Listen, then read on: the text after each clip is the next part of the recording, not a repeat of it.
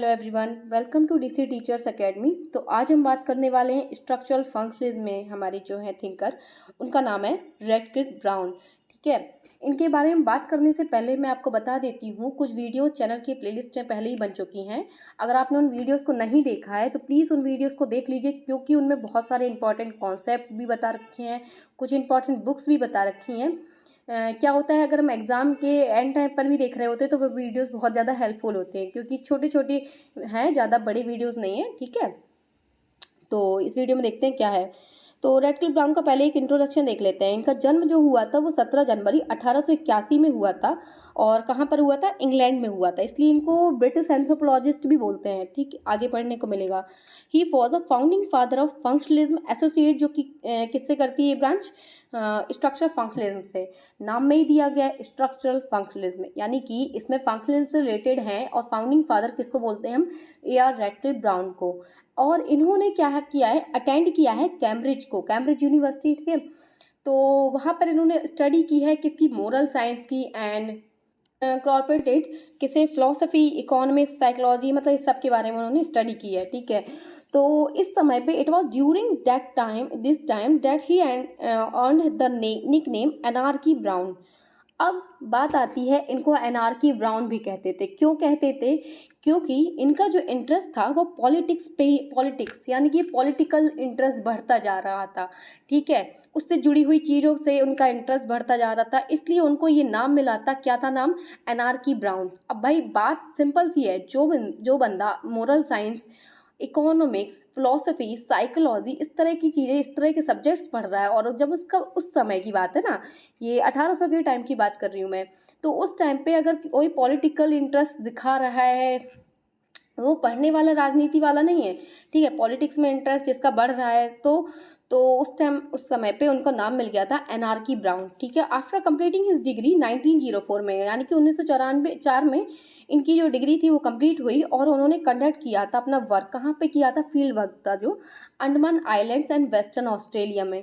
अच्छा, मैं एक चीज़ बता देती हूँ इसमें, जो इनके कुछ फील्ड वर्क हैं वो इंपॉर्टेंट हैं, और क्योंकि उनके लिमिटेड फील्ड वर्क है, इनका ऐसा नहीं है कि बहुत ज़्यादा पूरी लाइफ इन्होंने 30 साल 20 साल गुजार रखे हों फील्ड वर्क में, इस तरह का नहीं है। क्योंकि इन्होंने क्या है, एक लिमिटेड टाइम, 1 साल 2 साल 2.5 साल इस तरह का टाइम गुजारा है अपने फील्ड वर्क में, और कुछ स्टडीज़ की है। ठीक है, तो नेक्स्ट देखते हैं क्या है।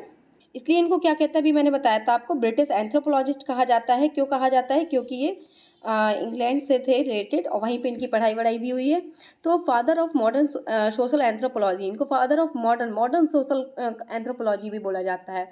और he compared a diversity of cultures from different parts of the world, मतलब कि इन्होंने कंपेयर किया था जो कल्चर की बहुत सारी विभिन्नताएं हैं।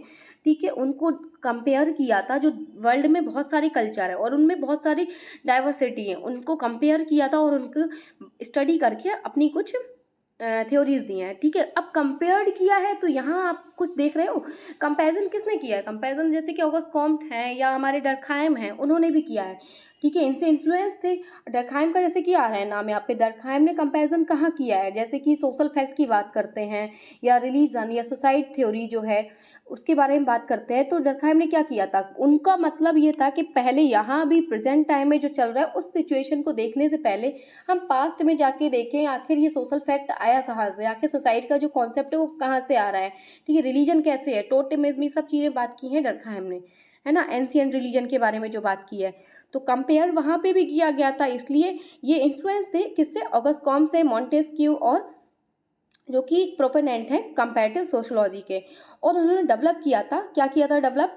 स्ट्रक्चरल फंक्शनलिज्म और को अडेप्टेशन को, मतलब कि इन दोनों को जोड़ कर देखा था, स्ट्रक्चरल फंक्शनलिज्म को और को अडेप्टेशन को, यानी कि सोसाइटी में लोग एक दूसरे के साथ कैसे अनुकूल मतलब यानी कि खुद को कैसे ढाल रहे हैं ना, एक दूसरे के साथ मिलके कैसे रह रहे हैं।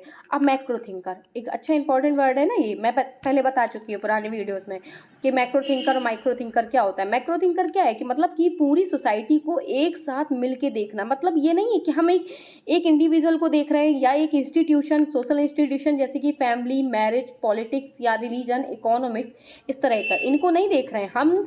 ना ही किसी एक इंडिविजुअल को देख रहे हैं कि ये किस तरह से रह रहा है, इसका सोसाइटी से किस तरह से कनेक्शन है या किस तरह से इंटर रिलेटेड है। नहीं, हम पूरी सोसाइटी को देख रहे हैं, वो पूरा समाज कैसे वर्क कर रहा है, पूरा समाज में किस तरह से क्या कल्चर है ना, एक साथ देखना। ये एक इंडिविजुअल की बात नहीं होती है, मैक्रो थिंकर यानी कि पूरा होल में देखना। ठीक है। स्ट्रक्चरल फंक्शनलिज्म में क्या होता है, according to A.R. Radcliffe brown, इनका क्या था कि element of culture contribute to well being of society, मतलब इनके अकॉर्डिंग कुछ कल्चर के एलिमेंट्स होते हैं जो कि कॉन्ट्रीब्यूट करते हैं सोसाइटी की अच्छाई के लिए, वेल बीइंग के लिए। ठीक है, सोसाइटी को बनाए रखने के लिए। And every part of culture has a function, और कल्चर का जो एक एक पार्ट है ना, उसका एक अपना फंक्शन है। जैसे कि हम अपनी बॉडी में देख सकते हैं, बॉडी का एक स्ट्रक्चर है, और बॉडी के स्ट्रक्चर में क्या है कि मतलब बहुत सारे कुछ ऑर्गन्स हैं या बहुत सारी चीज़ें हैं जो अपना एक फंक्शन कर रही हैं, है ना। और अगर कोई एक भी पार्ट वो फंक्शन करना बंद कर दे तो पूरी बॉडी पर या उस पर पूरा प्रभाव पड़ेगा। इंटर रिलेटेड है पार्ट इन इक्विलिब्रियम, और जो एक दूसरे के साथ कनेक्टेड हैं, इंटर रिलेटेड भी हैं सारे part. Change in one part produces change in another part, यानी कि जब किसी एक पार्ट में चेंज होता है तो दूसरे पार्ट में चेंज होगा। ये इनका मानना था, किसका, रेडक्लिफ ब्राउन का। ओके, तो Radcliffe Brown was focusing on social structure of society rather than होना चाहिए आई थिंक, या बायोलॉजिकल नीड्स। तो ब्राउन के अकॉर्डिंग ब्राउन ने क्या किया था कि सोशल स्ट्रक्चर, सोसाइटी का स्ट्रक्चर किस तरह से बना हुआ है उस पर फोकस किया था, ना कि बायोलॉजिकल नीड्स पे। बायोलॉजिकल नीड्स आप देख सकते हो, ये किसका है, ये मैनोस्की का है। पुरानी वीडियो में मैंने बताया है कि बायोलॉजिकल नीड्स क्या है, इंसान की कुछ अपनी ज़रूरतें हैं और जो कि वो अपनी सोसाइटी से पूरी करता है, उसकी चाहे वो कोई भी नीड हो सकती है, भूख, प्यास, सेक्सुअल नीड, कुछ भी, तो वो सोसाइटी से ही पूरी कर रहा है ना। तो उस पर फोकस नहीं किया, क्योंकि उनका वैसे भी वो एक मैक्रो थिंकर है, तो उन्होंने क्या है, एक इंडिविजुअल पर फोकस नहीं किया, ना ही इंडिविजुअल की बायोलॉजिकल नीड्स पे फोकस किया, बल्कि किस पर फोकस किया, social structure of society, society का पूरा सोशल स्ट्रक्चर किस तरह से है और वो स्ट्रक्चर वर्क कैसे कर रहा है, इस पर बात करते हैं रेडक्लिफ ब्राउन बिलीव करते हैं मैक्रो सोशलॉजी है, ठीक है, और उनके अकॉर्डिंग वो क्या कहते हैं कि इंडिविजुअल आर रिप्लेसेबल। बहुत इंपॉर्टेंट लाइन है ये, कि इंडिविजुअल जो है रिप्लेसेबल है। अब इसका मतलब क्या हुआ कि हर एक इंडिविजुअल इम्पॉर्टेंट है, ठीक है, और वो इंडिविजुअल, अगर किसी एक इंसान का जो जन्म हो रहा है तो वो मरना भी तय है उसका। अब उस इंडिविजुअल के मरने के बाद दूसरा आएगा, फिर उसके मरने के बाद कोई तीसरा आएगा, यानी कि हर एक इंडिविजुअल जो है रिप्लेसेबल है। यहाँ पर सोसाइटी तो चलती रहेगी, ऐसा नहीं है सोसाइटी ख़त्म हो जाएगी या कुछ भी सोशल फैक्ट या कुछ भी ख़त्म हो रहा है, सोसाइटी चलती रहेगी, लेकिन इंडिविजुअल जो है चेंज होते रहेंगे।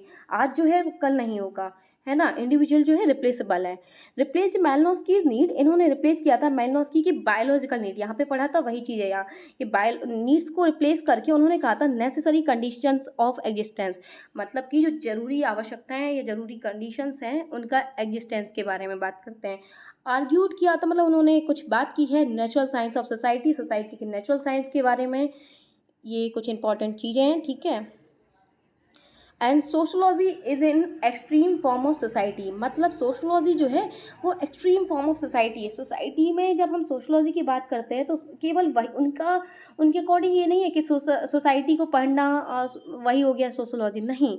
सोशलॉजी जो है एक एक्सट्रीम फॉर्म है सोसाइटी की, क्योंकि सोसाइटी कोई बियॉन्ड है, उससे बहुत अलग है, सिर्फ उसको पढ़ना नहीं है, उसमें बहुत सारी चीज़ें हैं, वो आप उसको इमोशनली या इंटेलेक्चुअली कुछ भी समझ सकते हैं।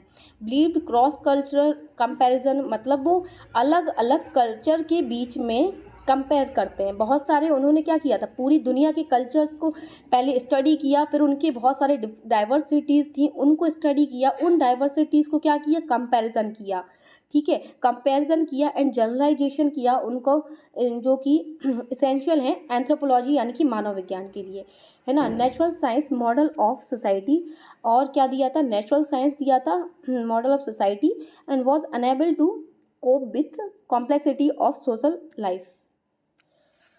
हाँ, क्या था इसका मतलब, क्या है कि natural science model of society was unable to cope with complexities of social life, यानी कि समाज का जो प्राकृतिक विज्ञान मॉडल था, ठीक है, वो सामाजिक जीवन की जटिलताओं से निपटने में, यानी कि उसके साथ डील करने में क्या था, असमर्थ था। ये उस समय की बात है, ठीक है, इसलिए इनको क्या कहा जाता है, मॉडर्न सोशल एंथ्रोपोलॉजी का जो फादर है या उन जिसके बारे में बात करते हैं ये। ठीक है, इस लाइन का भी मतलब यहाँ पे देख लेते हैं एक बार अच्छे से। Believed cross culture comparison and generalisation were essential to anthropology, मतलब कि जो अंतर सामाजिक तुलना और सामान्यीकरण मानव विज्ञान के लिए आवश्यक है, उसके बारे में बात की है। ठीक है, बिलीव करते हैं। And focused on how societal structure function to maintain harmony in society, मतलब ये सोसाइटल स्ट्रक्चर पे फोकस करते हैं कि वो फंक्शन कैसे करता है और सोसाइटी में सामंजस्य यानी कि हार्मनी बनाए रखने के लिए, उसको मेंटेन करने के लिए किस तरह से काम करता है। Economic, social and political, religious institution integrate society as a whole. इनके अकॉर्डिंग जो मतलब जो इकोनॉमी है, या सोशल है, पॉलिटिकल, रिलीजियस, जो भी इंस्टीट्यूशंस हैं हमारे, सारे क्या है, इंटीग्रेट हैं सोसाइटी के साथ, एक होल, बिल्कुल एक साथ जुड़े हुए हैं। और उसी सोसाइटी को एक साथ कौन स्टडी कर रहा है, Radcliffe Brown. And perpetuate survival of society, और सोसाइटी किस तरह से सर्वाइव कर रही है उसके बारे में ही बात करते हैं ब्राउन। और सोशल नॉर्म्स जो होते हैं, हमारे नॉर्म्स होते हैं ना सोसाइटी के, हर एक सोसाइटी के, हमारे यहाँ भी जैसे कुछ नॉर्म्स हैं, चीज़ों को मानना, बड़ों का आदर करना, या मंदिर से बाहर निकलते टाइम हम सिर झुका लेते हैं, बहुत सारी चीज़ें हैं, ये नॉर्म्स हैं जो सोसाइटी में। तो वो विंडो है एक सोशल स्ट्रक्चर के लिए, सोसाइटी के स्ट्रक्चर को बनाए रखने के लिए। फंक्शन और कुछ रिड्यूसिंग मतलब टेंशन को कम करने के लिए भी कुछ फंक्शन करते हैं, कॉन्फ्लिक्ट को ख़त्म करने के लिए, एंड प्रमोट करते हैं जो स्टेबिलिटी यानी कि सोसाइटी को स्थायी बनाने के लिए, और अपहोल्ड सोशल स्ट्रक्चर को जो बनाए रखते हैं। ठीक है, सोशल नॉर्म्स हैं जो सोसाइटी को बनाए रखते हैं, कुछ टेंशन रिड्यूस करते हैं। जैसे मैंने बोला ना कि हमारे कुछ सोशल नॉर्म्स हैं, या हम उनको जब मानते हैं तो सोसाइटी में कॉन्फ्लिक्ट को भी ख़त्म करते हैं, और सोसाइटी में जो स्टेबिलिटी है उसको भी बनाए रखता है, और सोशल स्ट्रक्चर को भी बनाए रखता है। अब यहाँ पे दो वर्ड बहुत आ रहे हैं कि स्ट्रक्चर क्या है, फंक्शन क्या है, एक बार इसको यहाँ पे देख लेते हैं। वैसे तो मैंने इसको अच्छे से बताया हुआ है पुराने वीडियो में। तो स्ट्रक्चर क्या है, organise arrangement of the parts of society, मतलब कि सोसाइटी के बहुत सारे पार्ट हैं, ठीक है, जो कि ऑर्गेनाइज वे में रखे हुए हैं, और वो एक दूसरे के साथ इंटीग्रेट हैं अरेंजमेंट में। ओके, और फंक्शन क्या है कि उनका मतलब अपना एक कुछ काम है ना, कंट्रीब्यूट कर रहे हैं वो उन पार्ट को मेंटेन करने के लिए, या उन पार्ट्स के बीच में मेंटेनेंस बनाए रखने के लिए, एज अ होल एक सोसाइटी को एक साथ बनाए रखने के लिए वो कुछ काम कर रहे हैं। जैसे कि हमारी बॉडी के जो पार्ट है, या जो बॉडी के जो पार्ट्स होते हैं, कोई भी ऑर्गन है या कुछ भी है, तो वो क्या है, अपना एक फंक्शन कर रहे हैं, और पूरे एक बॉडी के स्ट्रक्चर बनाए रखने में अपना कुछ योगदान कर रहे हैं, कंट्रीब्यूट कर रहा है। ठीक है, इनकी कुछ इंपॉर्टेंट बुक्स हैं वो भी देख लेते हैं, क्योंकि पेपर में क्या है, इनकी बुक से रिलेटेड क्वेश्चन जरूर आ जाता है। और हम क्या होता है कि एक या दो बुक्स पढ़ लेते हैं और सोचते हैं कि इंपॉर्टेंट नहीं है ज़्यादा कुछ, आगे बढ़ जाते हैं नेक्स्ट चैप्टर पर। यहाँ पे देख लेते हैं। तो अंडमान आइलैंडर्स यानी कि इस पर इन्होंने स्टडी की है, और करीबन 2 साल इन्होंने स्टडी की है। कब 1906 से लेके 1908, यानी कि 2 साल करीबन ये इंडिया में रहे हैं, जहाँ पर इनको रिकॉग्नाइज़ किया गया है यहाँ पे, यानी कि इनको मान्यता भी मिली, लोगों ने जाना पहचाना, फील्ड वर्क किया है इन्होंने। ठीक है, अंडमान आइलैंडर्स पे रह कर ही किया है, वहाँ की ट्राइब्स पे स्टडी की है ना। इसलिए इनकी एक और बुक है, social organisation of Australian tribe, जो कि 1930 में थी, क्योंकि इन्होंने वेस्टर्न ऑस्ट्रेलिया में भी अपनी स्टडी की है, जहाँ पर इन्होंने थ्योरी ऑफ स्ट्रक्चरल फंक्शनलिज्म में भी बात की है, शायद इसमें आगे आए। तो अंडमान आइलैंडर्स यानी कि ये डबल रिपीट हो गई हैं बुक। ठीक है, एक बुक हटा देते हैं। और the development of social anthropology book है। इनमें ना ईयर्स में थोड़ा सा एक बार देख लेना, मुझे कन्फ्यूज़न हो रही है। ठीक है, the development of social anthropology की बुक है इनकी, एक African system of kinship and marriage 1950। अच्छा, एक इंपॉर्टेंट चीज़ है ये, इन्होंने अफ्रीका पे भी, अफ्रीकन जो ट्राइब्स है उनमें भी स्टडी की है, वहाँ के किनशिप सिस्टम और मैरिज सिस्टम के बारे में बात की है। Choctaw and Omaha, I think 2 tribes है जिसके बारे में बात करते हैं। ठीक है, नाम अच्छे से याद रखना क्योंकि पेपर में आ जाता है, चोक्ता एंड ओमाहा। ठीक है, और structure functionalism in primitive society, the natural science of society, joking relationship के बारे में बात की, क्योंकि कुछ ऐसे होते हैं ना रिलेशनशिप होते हैं 2, मतलब जैसे जीजा साली, देवर भाभी, या हमारी सोसाइटी में बहुत सारे ऐसे रिलेशन होते हैं जिनके साथ हम हंसी मजाक कर लेते हैं या कुछ भी, उस पर भी बात करते हैं। And structure and function of in primitive society, the natural science of society 1957, इनकी कुछ इंपॉर्टेंट बुक्स थी ये, ठीक है। की पॉइंट्स क्या हैं, बहुत अच्छे से याद रखना है इनको।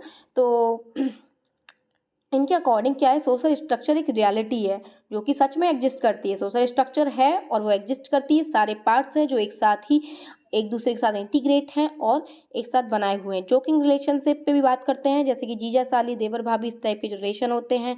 और 2 वर्ड्स इन्होंने बहुत इंपॉर्टेंट दिए थे, जो कि बुआ साइड के रिलेशन एंड मामा साइड के रिलेशंस होते हैं, ठीक है। एवंकुलेट जो कि बुआ साइड का हो गया, एमिटेट मामा, इसको वर्ड को ऐसे याद कर सकते हैं, एम आ रहा है तो एम से मामा, और एवंकुलेट कुछ अपने हिसाब से कर लेना भाई, बुआ साइड का रिलेशन, ठीक है।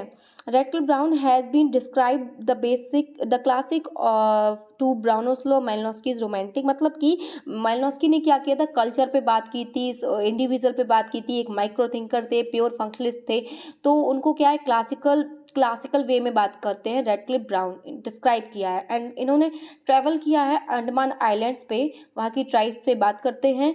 और 1906 टू लेकर 1908 2 साल रुके हैं, यहाँ पे स्टडी की है। मेजर फील्ड वर्क है इनका अंडमान आइलैंड पे और वेस्टर्न ऑस्ट्रेलिया में।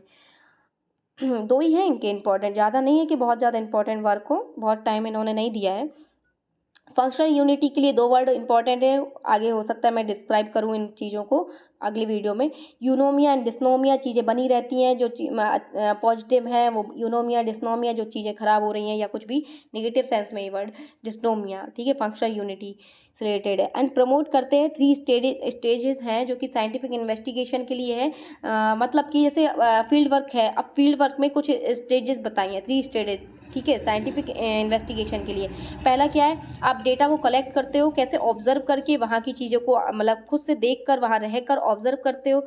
एंड टैक्सोनॉमी यानी कि क्लासीफाई करते हो डेटा को, जो भी आपने कलेक्ट किया है डेटा उसको क्लासीफाई किया, किस तरह से वहाँ के लोगों का रहन सहन है, कल्चर क्या है ट्राइब्स के बीच में, या बहुत सारी चीज़ें जो भी आप अपना डेटा लेकर आ रहे हो उसको क्लासीफाई कर रहे हो। एंड थ्योरेटिकल एक्सर्शन, मतलब कि फिर आपने एक थ्योरी बना दी कि हाँ इस तरह के लोग होते हैं, जनरलाइज वे में, जनरलाइजेशन। इसके 3 स्टेजेस हैं, ठीक है। OTG से आप याद कर सकते हो इसको, OTG यानी कि ऑब्जर्वेशन, टैक्सोनॉमी एंड जनरलाइजेशन।